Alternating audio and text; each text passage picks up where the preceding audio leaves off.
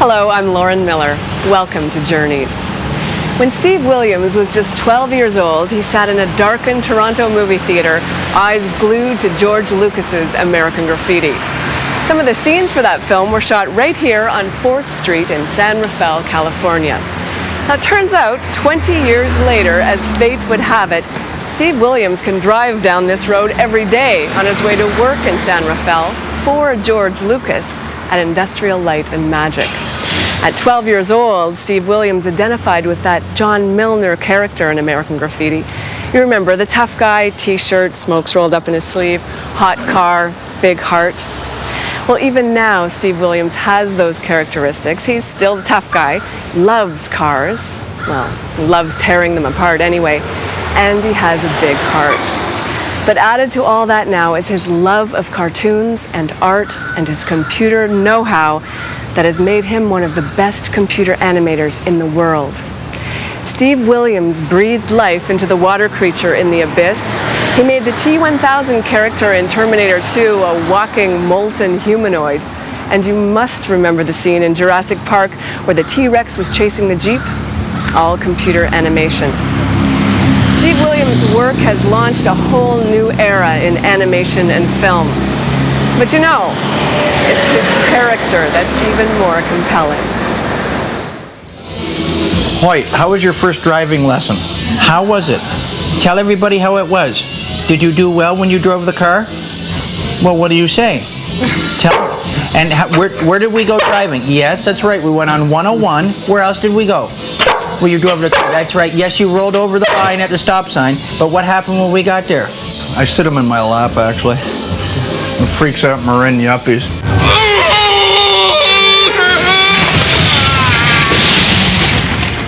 Well, I think he's probably one of the best, if not the best, computer animator around.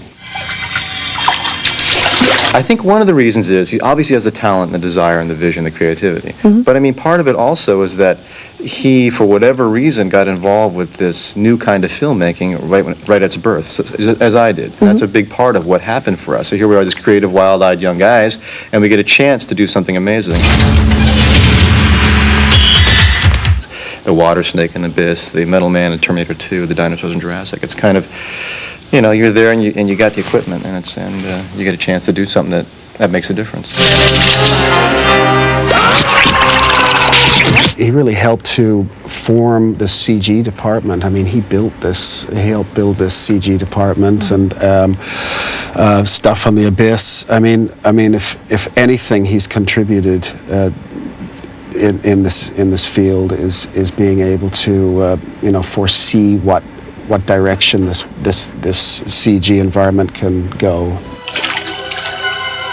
It's Bud. It's me. So how did he make an impression on you? He's such a character. He's a cartoon himself, if you ask me. I mean, I don't think he'd even deny that. He's larger than life in his attitude and ego or whatever. His own mind. Yeah, exactly. And everybody knows Spaz is a complete pain in the ass. And we like to argue, but it's healthy, you know. We have a good time down here. I certainly have learned a lot from the guy as far as animation.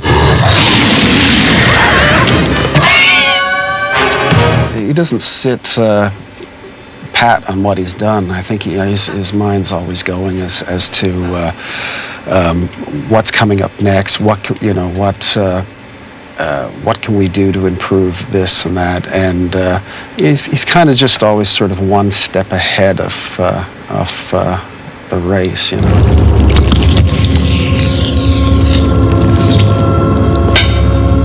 I would say he's a creative visionary that smokes cigars and doesn't change his underwear often enough. I mean, basically, he's got way more information than I need. Okay. Yeah, he's got a few brutish aspects about him, but he's a very sweet and charming individual. But I think, honestly, he's copped most of his ideas from Saturday morning cartoons, and he's kind of got that sort of, Tasmanian devil Popeye thing going. Steve loves this comment that, basically humans are animals. And that's exactly where he derives his energy for animation. He's a predator. Like pit bulls. Yeah, he's a predator, and each of the characters, like the T-Rex, are his prey, you know. And just like a predator who's a lion studying a zebra, how it moves and all that, and that's how he attacks his animation, and that's why he gets such amazing life into him. Welcome to the disgusting pit. Steve Williams was just 26 when he was offered a job here in the computer graphics department of George Lucas's ILM in California. His training on Alias software and his animation skill took computer graphics in feature film to new heights. All things considered, people say Steve beats to a different bagpipe. Here is the actual original designs to formats to the Rex. This is what we wrote down like in June of '91. You know, talking about the new type of skin we have to build sort of over and above what we did with the T-1000. Here's one of my heroes, Don Cherry. No, are you serious? Yeah, absolutely, right? Okay, absolutely he is. Why not? You know, I think he calls it like it is. That's what they need up there. My other guy told you that the Leafs would be out in the first round. I'm telling you, I'm guaranteeing you. Everyone says he's your hero, but I just had to. And also Stompin' Tom Connors. Right? Why? He's the greatest, man. His songs are terrific. Reggie's got the rig. Reggie's got the rig. Margot's got the cargo by, and Reggie's got the rig. I think his songs are great. There was a guy from PEI. They used to call Beredo. You might think it's goofy, but the man from the moon is a newfie. Exactly. Great Can lyrics. you say newfie on TV? I think so. Okay. Are you stomping, Tom? Frank Mahovlich. Toronto Maple Leafs? Yeah, that's in that best year right there, '93. Oh, yeah. That's before definitely. Fletcher screwed the team up, right? Is that what happened? Screwed it up. Traded Clark away, traded the heart and soul of the team. Okay, Sundin's good, right? But you trade the heart and soul away, it doesn't matter. You can have all the skill in the world. You're still going to mess the team up. And he did. Yeah, well, you know, they're losing drastically, you know. So that's a little secret to Fletcher. Right? Okay. You smarten that team out, right? And quit trading away all the heart and soul, right? One guy told me once down here that he equated hockey with a cross between sort of the circus and wrestling. I almost pulled a Wendell Clark jackhammer on him. And Brando from the Wild One, of course. And this is Terminator. Yeah, well, actually, this is the original. We had that one shot where we were going to do it. Let's get these bagpipes here. We were originally going to do it where this is all rubber. This whole outfit is rubber. And this is where he's pulling the bar out of the side of him. So this is all concave in here, and that's where we're going to do it originally. Then we digitally said, forget it, we'll just do it digitally. Show me this. This is my machine. It was never Steve's intention to combine his classical animation training with computers. But now colleagues marvel they've never seen anyone create life so quickly and so realistically in this medium. This is just one of the positions of the dog in the mask.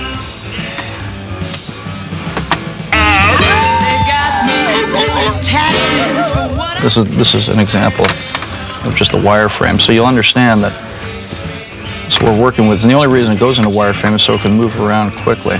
Steve's ability to inject life into animation combined with his tenacity convinced Steven Spielberg to use computer graphics in Jurassic Park. The lifelike T-Rex spurred CGIs to even wilder heights in The Mask. It's sort of like building in clay, but you're using lines and you're really just you're trying to get your ideas from here down through your hands, so you're actually not really manipulating things in a piece of clay, but you're manipulating in this sort of substitutional thing called wireframe. And then the light kind of handles all these things for free, like I place some light sources, you know. And so, I mean, with that in mind, you know that, okay, well, if you can texture it and you can make it move well enough, you're going to convince some people that you have something beyond just drawn cell animation. You know? So that's kind of where it all started, you know.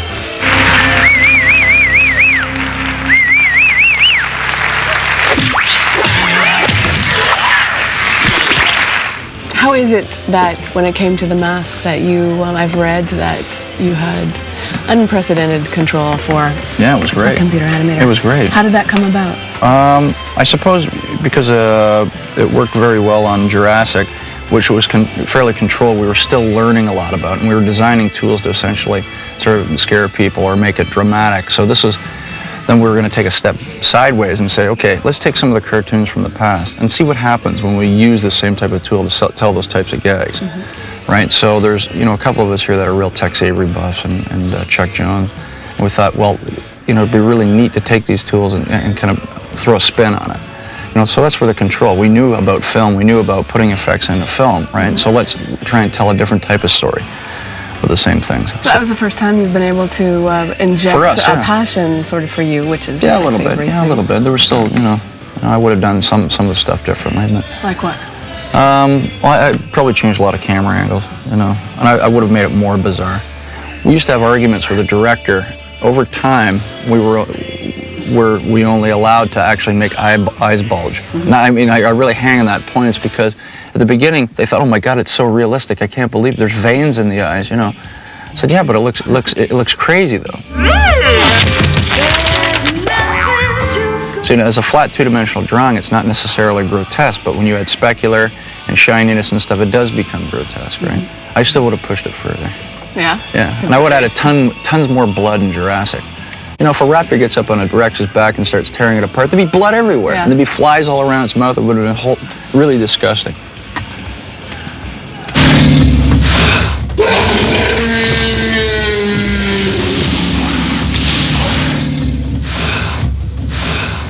I think Jurassic is exactly what, you know, Steve's all about. I mean, that's the story behind it is he did it. He didn't sit still and wait for this to happen 5 years now when all the technology is there. Steve goes, we can do this, and sat down there and created the whole idea that we were going to do this in the computer. What I love to hear from the experts were certain things were impossible.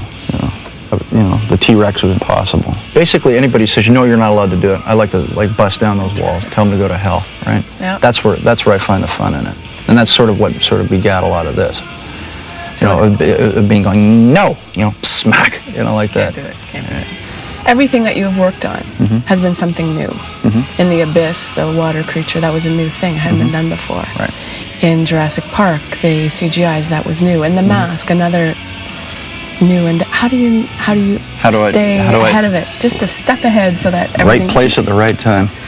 Just that? Yeah, well, you know, it's also not being limited by, you know, thought. And, you know, it's usually the technology that always follows second to the idea, right?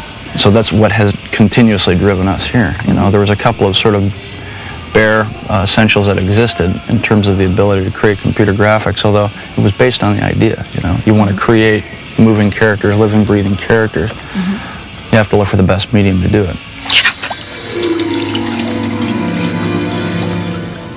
It sounds like, you know, the Abyss was the good old days, and that those are kind of gone because ILM has changed. It's gotten bigger. It's more impersonal. Well, it's kind of like it's more interesting the tool of the shop than it is to maintain it, right? So you're developing all these tools, right? You put them to the test, and you put them to the test 20 times.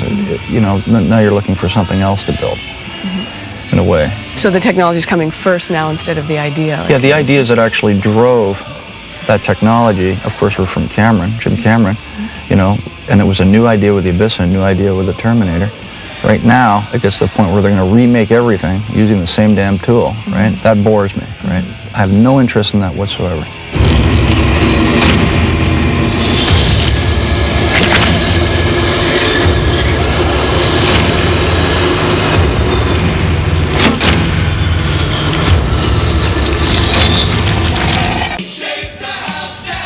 When did you first know that you could draw and draw well? When they put me in the hall for drawing in my textbook. Yeah.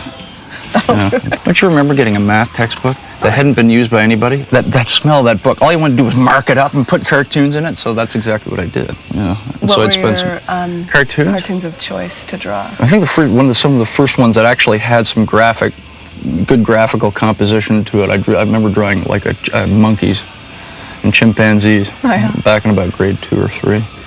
When I was in high school, you know, I did my final year at Don Mills Collegiate, and I remember sitting in the cafeteria, and my dad had told me about this course at Sheridan, and I knew darn well I wasn't going to cut it at university, right? I just wanted to draw. I didn't really even care, right? I just wanted to make cartoons. I didn't really care about making money or anything at that time. Did he ever see The Abyss and...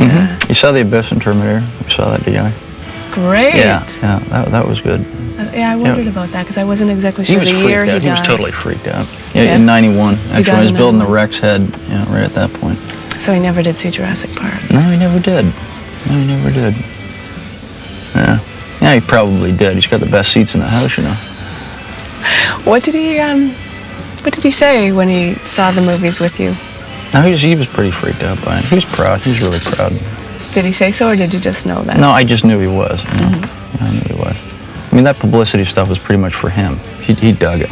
He thought it was great. See, that was the kind of guy, he had 24 football scholarships to the United States, and he turned them all down, right? Because he wanted to stay in Toronto. He was a homebody, and he goes, I kicked my ass for that. So when I had a chance to come down here, I just took it. Yeah. That's what happened. Yeah. So that was an influence on you, and the reason that you took it. Absolutely. He was a funny guy. I mean, had he been a cartoonist, he would have done very well. Had he pursued it, But in the 50s, he's like the jock guy and all that kind of stuff. So I suppose that it wasn't really seen as being a path that would be attainable in Toronto in the 50s. There's just no way. Not for a guy like that. So he went to IBM instead. What makes Steve different in a lot of ways from what we would call traditional animators, or let's say your average animator, is that he also has this kind of certain mechanical inclination. And so he's the kind of guy that can animate and fix his motorcycle.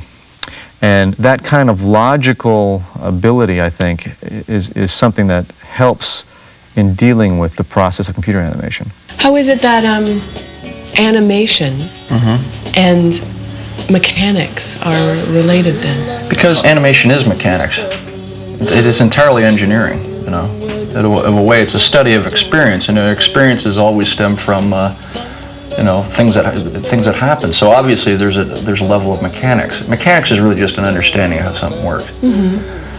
But do you really have to rip it apart and have the bare bolts to know how to draw? I think so. I mean, it's not drafting we're talking about.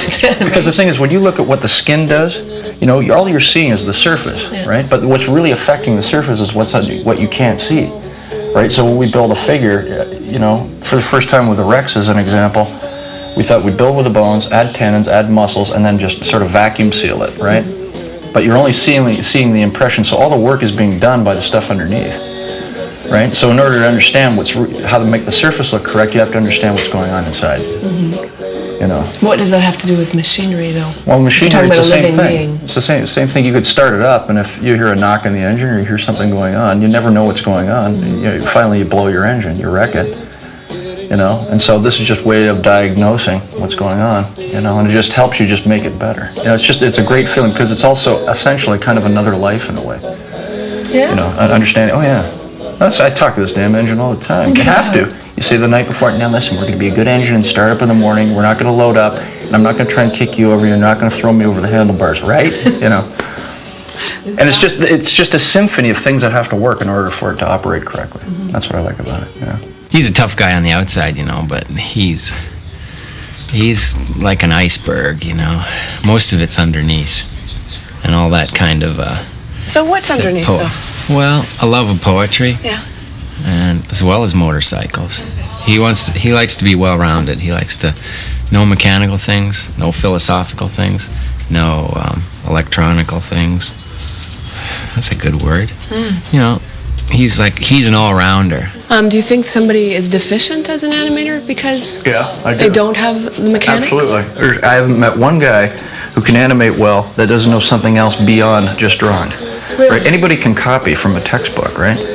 But it's all these different irons in the fire that sort of make an animator really good. They understand sort of diverse different types of things. Like I said, I won't interview. When I interview them, I don't really care about so much talking about their drawing skill, which I know they have already. I ask them crazy things, like how much do they weigh, do they play hockey, blah, blah, blah, what are their interests, do they play instruments, do they like garlic, strange things. And because what it does, it usually spurs on, something unique about their personality.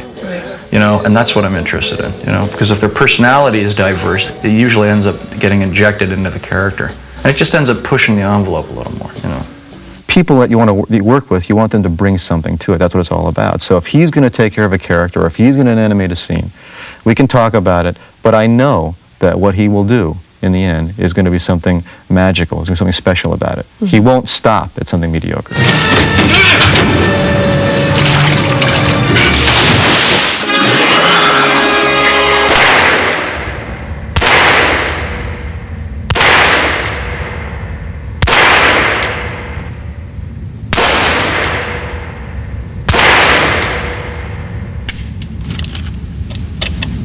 So why guns? Why do you think that you like shooting guns? And Just, who knows?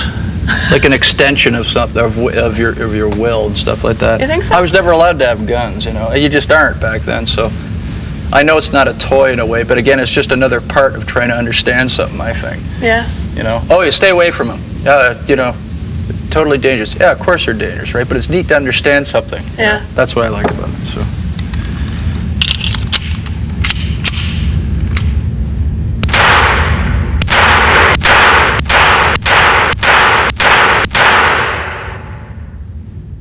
Couple of good ones in there.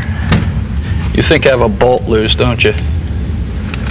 Actually, I was going to ask you if a lot of people think that. Yeah, oh yeah, entirely. Why? Well, because I don't do what I'm supposed to do, right? Do you think you do things to put people on edge or off a little bit sometimes, or are you truly just doing what you want to do? I don't do it to bug people, you know. No, not to bug people, but just to kind of get a rise out of them, or just put them off kilter just a little. Yeah, if you get them thinking in different ways, it just tends to be a lot better, especially for creative, you know, sense. You know, it's like every time in the world of creativity, where they say, this is the way we do this in production in order to get a certain look. Don't follow any other way. Now, if I stuck to those rules, right, we wouldn't have those types of films. Yeah. Right, and people before me as well. So you have to question established systems, you know, or nothing gets moved. I know you ask. I mean, you're not. I can tell that I haven't totally convinced you that there isn't any redeeming quality about guns, and you know, as opposed to other sort of alternative methods of you know, getting frustrations out. And why guns? Why tanks? You still ask that question. Yeah. So I haven't convinced you, right? No, but what you have certainly convinced me of is that you're a good shot. Want to try a shot? Oh man. Oh, one shot. I'll hit the ceiling. Okay. You'll do fine. In order to understand something, you have to experience, correct? Yep. It's not Anybody can read about animation in a book, but in order to be an animator, you have to animate. Blah, blah, blah. Blah, blah, blah, blah. Okay. Regardless of your feelings about guns, you have to admire Steve's insatiable curiosity and his unbridled enthusiasm for tackling the unknown. The same energy he exudes on the gun range, he injects into his animation. That's what has earned him the highest praise, respect from his colleagues as a director and an animator. It's hard not to be caught up in his spirit. It's what makes him one of the world's best. All right, one eye open, aim, and fire. Well, at least we know it's in the building. Wow. Yeah, neat, eh? So this is the one that you actually used? That's it, yeah, that's one in the film. Oh my God. The little gift from the director. This is the shot.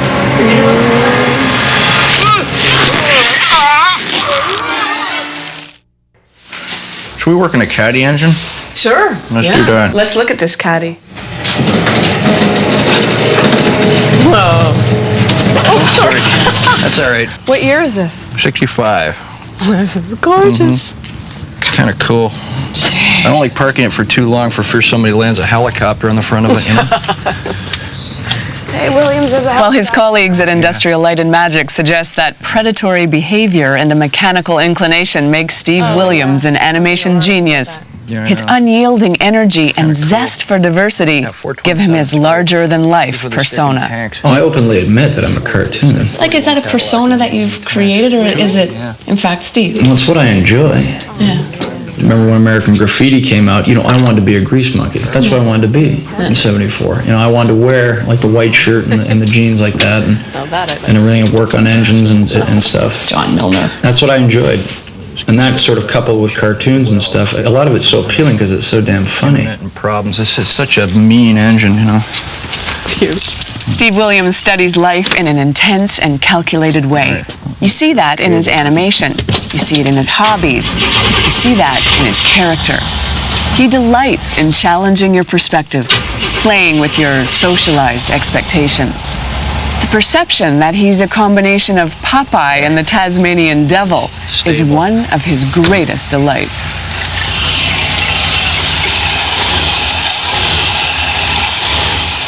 You don't have to put energy into being this expected persona every day? No, not really. It's just me, And it's kind of neat in a way because it's massively deceptive. When you walk in and give a talk to 1,100 people and you walk in the back entrance, they say, the maintenance department's at the front. I'm not intentionally trying to fool people. It's more like educating them to some degree. Some get all angry just because you're not dressed all neat. But again, you can't tell a book by its cover. That's the biggest gag right there. When it does its strobes, you can see that arrow? Yep. So it pops that line right on there? Time, perfect. You hear that one about my Uncle Joshua? He came from Oshawa. No, this is my another grandfather song. used to sing all these things all the time, right? My grandfather was stone deaf, right? But he used to sing these crazy songs. He had this one about his Uncle Joshua. He used to go, my Uncle Joshua, and he used to sing in monotone, right? So he'd sing, my Uncle Joshua, he came from Oshawa. I saw him coming on a Boston train. He said, Heidi, I said, Odie, with your dark. So he used to breathe in and sing at the same time, right? And he couldn't hear it.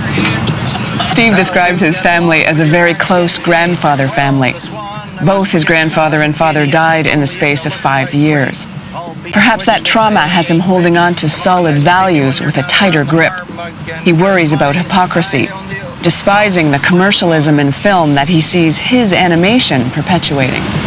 Look at even cartoon animation. It started out as being a way to, with Warner Brothers and Bugs Bunny, first American wise guy on TV, at least in film at least. Yeah.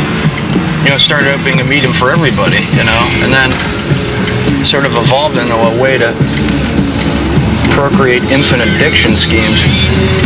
That's a real drag. Infinite diction schemes? Yeah. What do you mean? You use cartoons on Saturday morning to sell the toy, 1.5-hour marketing pamphlets. Yeah. Yeah. It's like if Rembrandt only painted commercially, in order to sell diapers.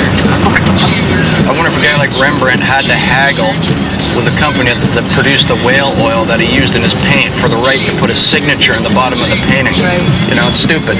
These companies get all confused. The companies that make the pencils take the credit for the art, Yeah. It's wrong. They call us digital wizards, and the only reason they call us wizards is because no one knows really how we do it. But once it's explained how drawing for perspective and likeness and line quality and stuff tends to simulate things, natural occurrences in nature, the understanding to people, it's no longer really sorcery, is it? When a caveman started drawing stuff on the side of a cave, he wasn't an artist, he was considered a sorcerer, right? Or a wizard, because he was doing something and the people couldn't believe it. What we tend to try to do is to actually replicate exactly how things are. And I suppose so do they. Whether in clay or oil or acrylic or whatever. I'm trying to teach a dog how to drive, did I tell you that? No. Hoyt, he'll be a damn good driver. He's very responsible. How are you doing so far? It's not so good. I'm a bit of a dexterity problem with the whole, lack of opposable thumb. Time to shoot. Time to shoot. In seconds flat, Steve can switch from a philosophical discussion to physical comedy to trouble. Cigarettes or cigars? Oh, okay. I've been coming out here, with a cigar for about 3 years. Well, I know, but I'm extra careful now with being it so dry. Is it a brush fire alert? Oh, well, it is, yes. Yeah, okay. Okay, that's fine. That's fine. That's fine. Okay. What are you doing, though? Can I ask? Yeah, I'm coming here doing my standard shoot, and they just want to film me shooting. That's all. Nice. All right. I'm sorry. Yeah, that's anyway, all right. I just want to forewarn you. Hey, that's fine. Is Mike in today? No, he's gone. He went shooting, geese shooting in the tourists. Okay. Yeah. Thank you. Yeah, no problem. No problem. See, it's never changed even from high school. I always attract problems. What are you gonna do? Give me a gun detention? Pull. Pull. Hitting a miss. I made them myself. Oh, right on. Even in fun, there's an intensity about Steve that's almost palpable. An intensity that can dissolve in an instant. You can imagine if I wore blush on my cheek, it'd end up all over the barrel. Oh yeah, we get that's why I don't wear it out here. Right. The range. That's good point. That's a tip to you shooters out there. No makeup on the range. But I don't have to get in the boat, right? No, you don't. Thank God. You don't even have a life preserver. I'll have to show you the video and just show you how you look in that boat. The boat is a blast. It's Someone Steve said Williams they're lawn on boy. dry Can you- land in a boat. Huh? It's okay. Pull?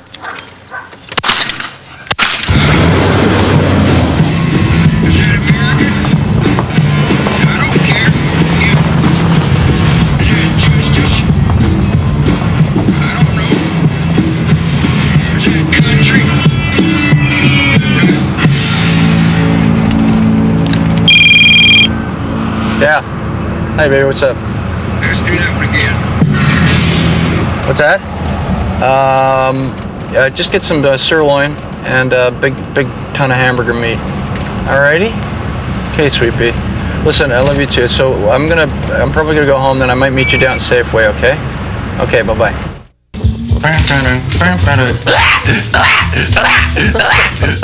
It's too early. It's too early. Oh my God.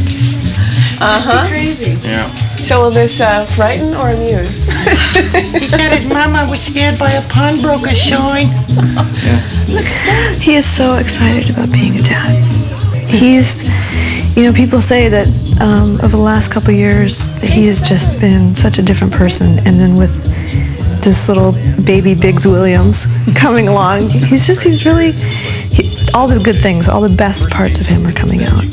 He's just a wonderful guy. He's ready for it. All right, so then it's ready. Baby Biggs Williams will have a room adorned with original art. Top animators from Industrial Light and Magic have gathered over a beer at all hours of the day or night to welcome the new arrival. Due any moment now. So, And the first one that went up is the one up in the corner there. Steve did that late one night. That's my gotcha. is that Gotcha. a self-portrait? My Margaret Hamilton boots. Dave Andrews. So Yeah, these that's are all another- your buddies yeah, who have another come Toronto in. boy, yeah, Tom. Tom was on the mask. So actually, all these guys are on the mask. Oh yeah? Yeah. This can't be that's Casper. That's Paul's sort of Dali-esque psycho version. You know? There's Sweet Pea. Oh, Sweet Pea. How do you feel about your impending fatherhood? Early way. Really? Oh yeah, absolutely. There's a dancing chorus line of poo. The diaper thing's gonna take a little time to get used to, right? I think I'm all thumbs when it comes to that. Oh, there's a good excuse. Yeah, I know, thank you. Yeah. This is our wall of shame. Now my mother will say when she sees that, Oh, Stephen, how can you say that's a picture of you kids up there? Don't say wall of shame. Is this on the bike? oh, that's my grandfather. So it is, England. it's He was genetic. he was a Toronto architect, actually. He was pretty good. He was over on a tour, I think. Apparently, just shortly after that, he drove right through the front door of someone's house. Okay? Greatest hockey player in the NHL right there, Wendell Clark, right? Mr. Fletcher, that was a dumb move, trading the heart away of Toronto. We all miss Wendell on the team, and I think it's affected the standings. Need I say more? Thank you. Yeah, look at this man. You look like your There's dad. Daddy, yeah. That's uncanny. So, Dad, why were you holding my hands all the time? Because if I didn't, you get your hands on something and break it. What was your relationship like with your dad? He was quite a role model for you, it sounds like. Yeah, I was really tight with Dad. Yeah, really tight. He was a really funny guy. I spent a lot of time with him. It was with him. It was, anything he did for you, or anything you never expected anything in return. And he spent a lot of time, not only helping me but helping a lot of other people and stuff. And without the benefit of sort of being thanked in a lot of ways. With him, so I saw that. I spent a lot of time with him. Mm-hmm. Doing what? He'd bring me to hockey games, and 6 o'clock in the morning, he'd be out there sleeping in the car when I'd be in practicing. That's a dad for you. Yeah. He was funny. He was really funny. How? Yeah, he just had some great limericks, and he was a great cartoonist, and had some classic one-liners and stuff.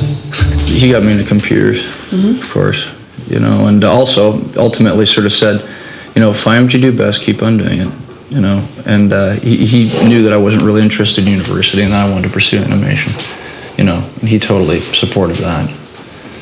Find what you do best, not be a lawyer or be a doctor. Find what you do best and keep on doing it. That's what he said, all the time.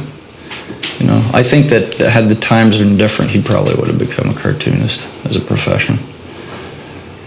That's too bad. Yeah, I know. It's a drag. Cut down early in his tracks. Yeah. Up playing golf in the Divine Nine, though. You think so? Oh, sure, absolutely. He had a good sniff of the roses. That's what he always said. Had a good sniff of the roses. Must be frustrating. Yeah, it is. It's a drag. It's a drag. It's a real drag.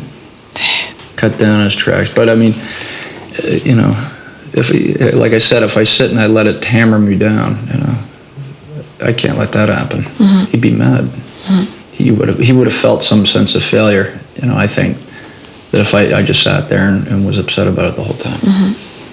So has his death influenced how you live your life any differently than how you lived it before he died? Yeah. Yeah. Short. He kept on saying to himself, it's short, Yeah, it was. Yeah. It's short, so anything you want to do it. Because, he had sort of done it all, right, in a lot of ways. And I think that, worked hard for 30 years kind of thing and always felt as though there was something missing when it came to exploring different things that he was interested in, right? So I sort of took that on and said, anything I'm interested in, I'm going to go and pursue it. Anything. Guns, clay, engines, all that stuff. I'm going to do it all. And I don't care how good or bad I am, I'm just going to do it, right? That was his idea. So what kind of dad do you think you'll be? I think I'll be, one where I'm showing the kids a lot of stuff. I'm going to keep them away from like computers and electronics or at least television as much as possible. Why? Because I just think it's the wrong way to educate a kid about the way things are. TV is informative to some degree, but a wooden hammer and nails is much more informative than television is, the outdoors.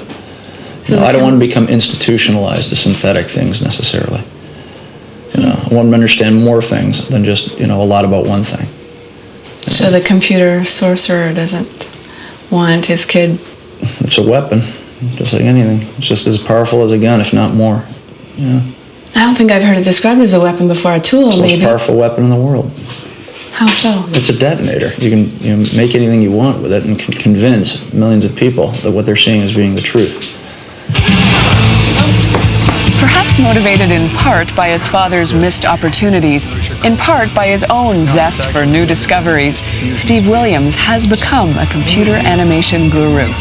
And no doubt missing the trappings of home, from his beloved Toronto Maple Leafs to Swiss Chalet Chicken, he keeps the idea of family alive with a weekly gathering of friends and fellow animators. Similar to my famous hamburgers. What? Get out of here. Pumpkin pie spice. But don't tell me that. Hey, don't tell anyone. Jeez. Sounds like it's been recorded or anything. Don't believe everything you read. You can't even believe stuff you see now, really. Why are we being filmed by like a professional studio on a Sunday night? Yeah, I know, freak you. All right, every Sunday I have to come over here and I'm forced to watch movies till like 12:30. No way. Yeah, and I can't even say. This is proof to my grade 4 teachers that I didn't end up in Kingston, Penn. Yeah. Where you belong. Not far from it. Well, See, if you have to say where you're from. Which one peed on the Harley? Both of them did. No, George would never George do would that. never. Come here, you dirty dog. Here's the culprit. This is Oh, I see. That's Fred He behaves Darling. like he's 5 years old, but he's actually over 10. People like to hang out with him. They'd like to be his buddy. And that's how I felt when I first met him too. It's like I wanted to spend more time with this person. I wanted to find out what made him tick. Yeah. You got polysporin on that? At least you could have got out of your pajamas before you came to my house. We're a group, and he's our captain. And he's going to keep us all together, and as long as we're willing to be on the team. What does it take to be on the team? Well, you have to have a soul. He doesn't really like people who are shallow, plastic. So it's kind of difficult for him down here in California. Now, who's watching these things, guys? These things are history. He knows a lot about you just from talking to him, and he remembers everything. He'll like stand up for you, step in when he knows you're standing on the edge, and he'll grab the back of your shirt collar and pull you back,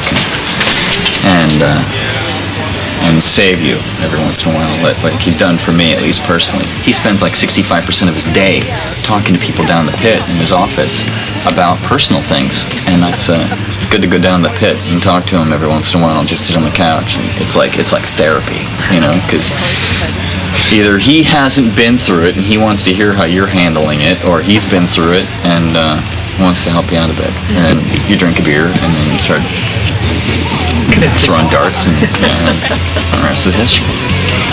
Now that sound can be attributed to any room in the house. Isn't that neat? Oh, sorry.